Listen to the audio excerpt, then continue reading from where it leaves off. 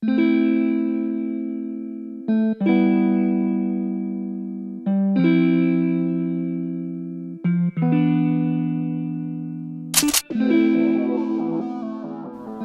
had people, you know what I mean, say to me, oh yeah, I've still got, you know what I mean, some of them Fresh FM tapes from back in the day. I'm like, rah, still got them tapes? Some of them, you know what I mean, I've not even got, you know what I mean, the man's like, yeah, Dan, I got bare selection, I got week to week catalogue. I'm like, rah.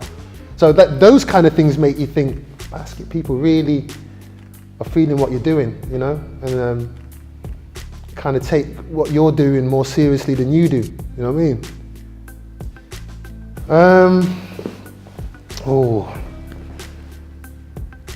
Trying to remember now. Yeah, Danger Zone. Yeah, we used to run that at a place called Spectrum in town.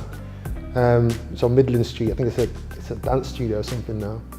But that was the spot back in the day, Spectrum. And I remember we brought down people like Blade. It was massive back in the day on the underground, highly respected. People like Crispy 3, we brought down, Mighty Ethnics, who else? Overlord X, we brought down. Who else? Did I say Crispy 3? I think I did. Yeah, a few other names. I have to dig out the old flyers to get reminded. But yeah, we brought quite a few people down. That was big on the underground scene. We had as well Logic MCs from Nottingham. That's man like Joe Buddha and forget the names of the other brothers. But yeah, them guys are still active as well. So yeah, we brought down quite a few names back in the day. That was down to FX and Steady. They was kind of guys who would do the stuff in the background and like the graphic design, because Simon was a graphic designer, so he designed all of them flyers. All them flyers from back in the day, he designed those.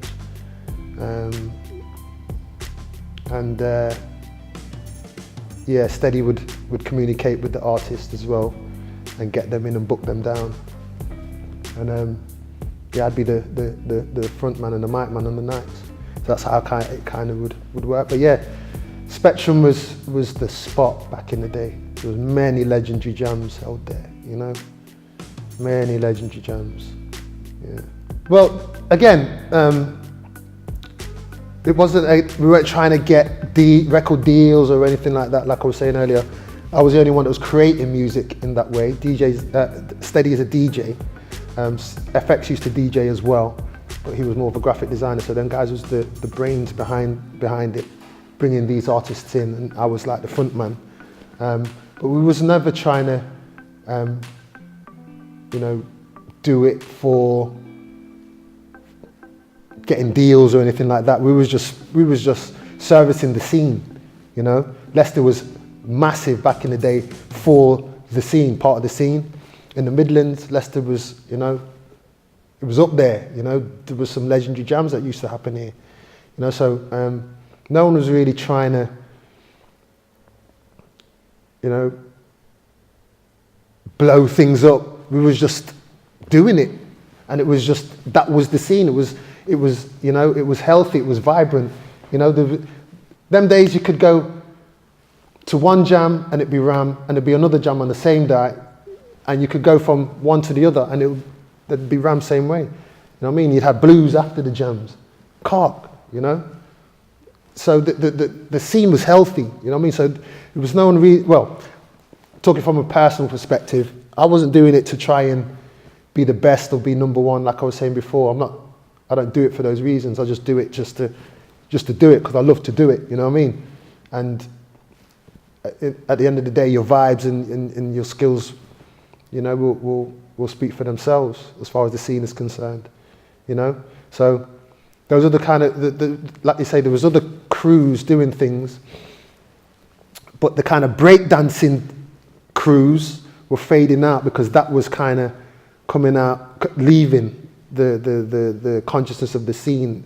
It was the evolution of the DJ now, and DJ crews, you know, and that kind of scene was starting to grow and flourish, you know. So SWC was never really known as a DJ crew. There was always breakers, you know what I mean? So crews like that, you know, they didn't transit from being breakers to DJing. Although them guys still make music, they make music. They're creative, you know, dudes.